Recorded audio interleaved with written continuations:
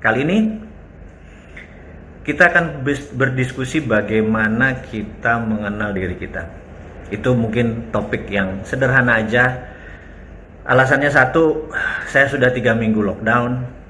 Beberapa teman pasti ada yang sudah seminggu, ada yang 2 minggu. Dan apa yang terjadi kalau sampai 2 bulan ke depan kita juga masih lockdown? Hanya itu aja pertanyaan saya.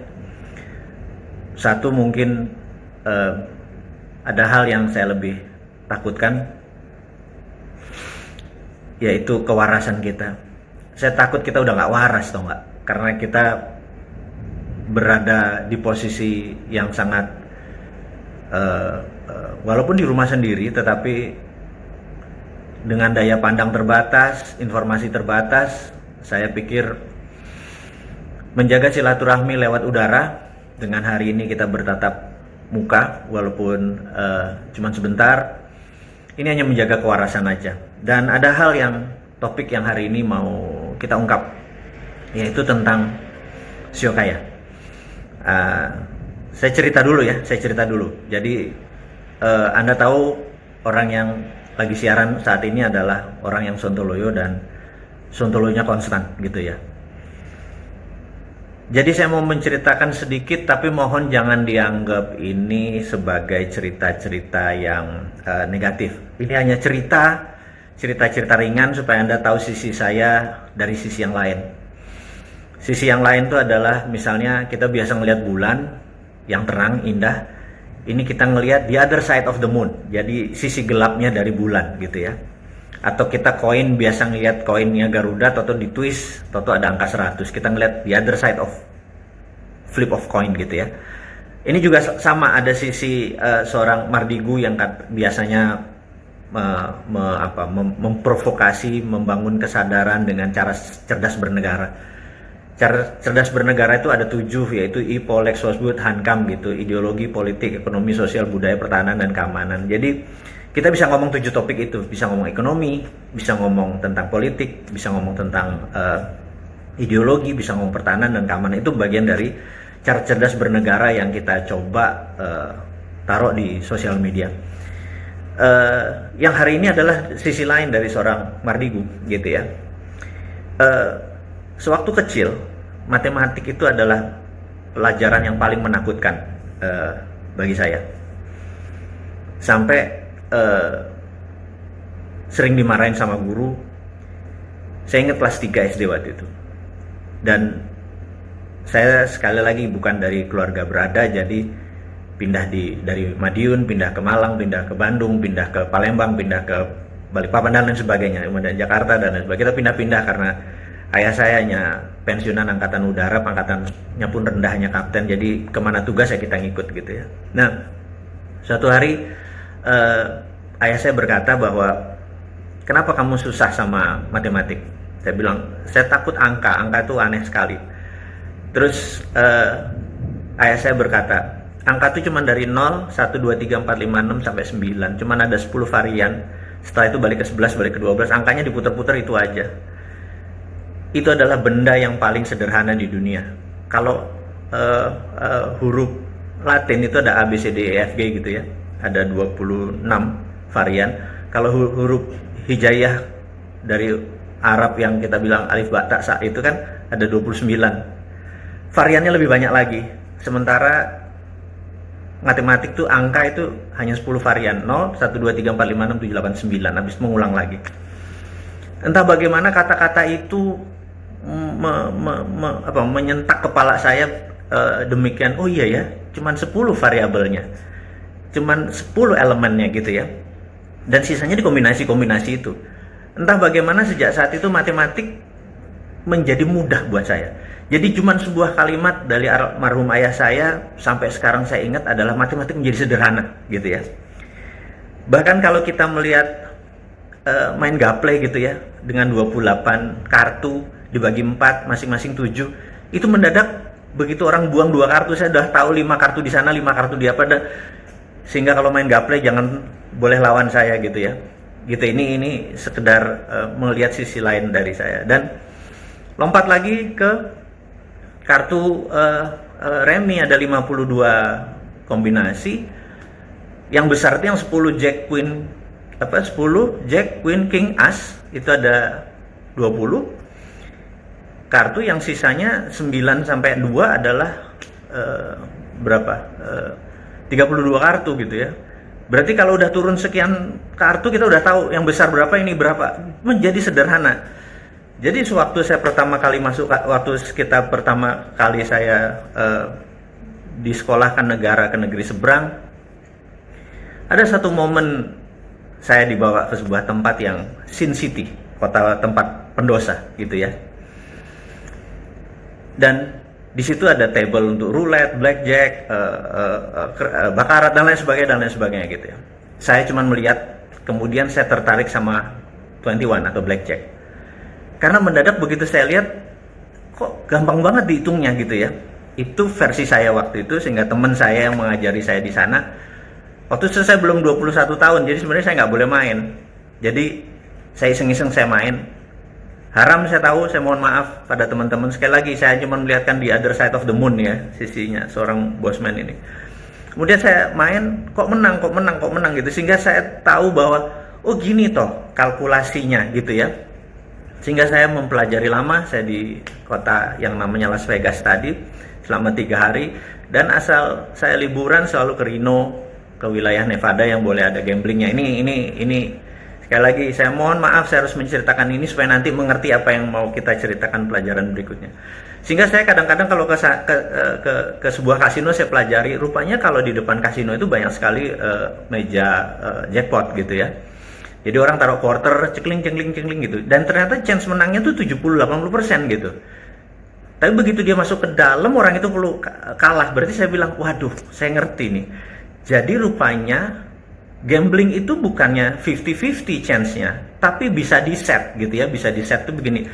Ada yang di-set di depan, ada yang menang besar di belakang, dan lain sebagainya. Oh, ini semua setup. Jadi tidak ada ujuk-ujuk, tidak ada kebetulan kayak dulu waktu kita main gambaran, main kita lempar dengan chance bener-bener tebak-tebakan gitu. Jadi calculated nih sebenarnya, itu ya, itu yang saya bilang. Nah, kembali ke tanah air tahun 91, setelah 6 tahun belajar di sana, saya cuman mengingat gitu ya, mengingat pengalaman aja. Kemudian ada waktu itu momen yang namanya judi SDSB gitu ya. Saya nggak tahu judi SDSB itu apa, saya cuma tahu kalau pasang 4 nomor bayar 400 kali, kalau bayar menang 3 dari pasang 3 dapat 250 kali kalau nggak salah, kalau pasang kena 2 nomor bayar 60 kali. Saya lihat, terus saya tanya gitu ya, sejarah-sejarah yang lalu saya hitung sembarangan gitu.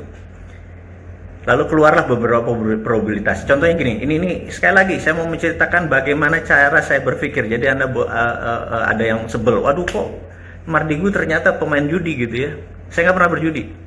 Cuman kalau saya bermain di dunia begituan, saya nggak pernah kalah gitu aja. Nah, yang saya mau bantu adalah menceritakan adalah begini. Kalau sudah 3 kali keluar ganjil, misalnya 27, kemudian 17, kemudian 31 gitu ya. Maka chance keluar genap itu lebih besar daripada chance keluar ganjil gitu ya. Itu cara menseleksinya. Kemudian angka besar di atas 50 atau di bawah 50. Kalau sudah 5 kali di atas 50, maka chance keluar kecil. Jadi kombinasi setelah dipecah gitu ya. Ternyata kalau kita masang 1 kan dibayar 60 kali. Kalau kita pecah 4, ternyata kalau itu pasang 25-25-nya, maaf ya, kalau 100 dibagi 4 kan, kita pecah ganjil genap, kita pecah besar kecil, maka ketemu probabilitas 25. Pasang 25, jadi pasang 1000, 25 titik tadi, 1000, 25.000, kena lo 60-nya. Jadi untungnya 35 perak, 35.000 gitu ya. Ini setiap minggu kalau kayak gitu saya bilang ini sih bukannya gambling, karena chance menangnya gede banget, udah kayak main saham aja, udah kayak berbisnis aja, bisnis malah bisa gambling. Kita invest di franchise sesuatu belum tentu tempatnya laku, malah ini chance-nya lebih besar itu waktu itu. Tapi saya tidak tertarik untuk main begituan. Nah, suatu hari ada sahabat saya namanya Herman Hastok. Dia memberikan saya sebuah buku, satu CEO-nya Chinese, astrologi dan primbonnya Jawa gitu ya. Itu pertama kali dalam hidup saya membuka dua buku tadi, dan sahabat semua tahu bahwa saya penggila buku. Saya 1 bulan minimum 2 buku, tapi buku saya nggak populer, buku geopolitik, geostrategi, bukan buku ekonomi populer gitu ya. Selama 3 minggu ini aja saya sudah membaca 8 buku, pala saya udah pengen meledak aja karena nggak jalan dengan sistem pemerintahan Indonesia tuh bawaannya gitu. Ini pemerintah Indonesia nggak pernah baca buku apa-apa gitu ya bawaannya. Oke, balik lagi. Buku Sio tadi dan buku tadi saya baca gitu ya. Di mana, di Primbon. Kemudian saya bilang, wah, astrologi ini ternyata ilmu pasti, ilmu sains gitu ya, ilmu sains karena matematik sekali gitu. Jadi misalnya kalau horoskop berbasis Yunani punya itu kan, orang dalam 1 bulan dilihat rasi bintangnya, masuk Capricorn, masuk Libra, masuk itu, kemudian dia memulai prediksi bahwa kalau ini ketemu di masa ini maka dia akan lagi happy moodnya, lagi sedih, lagi bahagia, lagi lancar dan lain sebagainya. Chemistry aja. Nah, formasi Sio itu di dalam setahun dengan formasi ya, entah itu monyet karena bentuk formasi tata surya dan lain sebagainya, dan ada 12, dan begitu ke 13 ternyata balik lagi formasi 1. Ternyata semesta ini kan round, muter ya. Jadi kita lihat gerakan itu muter. Jadi balik lagi ya. Horoskop yang 12 balik lagi, Sio yang 12 balik lagi gitu dan lain sebagainya. Nah, ini adalah latar belakang lahirnya apa yang kita mau ceritakan setelah ini gitu ya. Jadi saya sangat tertarik sama ilmu pasti, science. Jadi bisnis adalah science, psikologi bagi saya adalah ilmu pasti, karena abis ini pasti begini gitu ya kira-kira. Nah, teman-teman, jadi dengan pengalaman saya tadi di dunia gelap, akhirnya kita bisa membuat pelajaran yang baru, bahwa kalau saya mau nyumbang jembatan sebuah desa perlu duit misalnya 200 juta, itu saya tembak SDB pasti menang. Dan itu ada buktinya. Teman-teman dari pesantren Hidayatullah, teman-teman dari Rumah Yatim Indonesia hafal banget dengan gerakan saya itu. Jadi kalau ada mau sumur, dan saya nggak melihat bahwa itu ada Islam, ada Buddha, ada Kristen, pokoknya atas nama kemanusiaan kita eksekusi gitu ya. Jadi saya pakai itu untuk sarana itu. Nakal sih ya. Nah, sekali lagi saya bilang ini mohon maaf. Sahabat saya akhirnya meneruskan rumus tadi, namanya Herman Hasto. Jadi begitu di Indonesia dilarang tadi judi togel atau SDSB tadi udah dilarang, teman saya menggunakan strategi ini untuk Toto Singapura. Jadi setiap hari Kamis nama dia keluar Herman Hasto. Sampai saat ini tajirnya minta ampun tuh orang, karena chance menangnya dia adalah 99% gitu. Jadi setiap minggu dia bawa pulang uang dari Singapura ke Indonesia sampai sekarang. Dan dia masih kontak dengan saya, dan saya tidak pernah bermain lagi. Memang saya bukan pemain begituan. Tetapi yang saya mau menceritakan adalah, bagi saya matematik itu sangat simpel, bagi saya ilmu analitik itu sangat menarik gitu ya. Ini kita selesai dulu di situ. Kalau ada yang mau main capsa, cauti, mau main hal-hal itu, kita mainnya jumpa darat.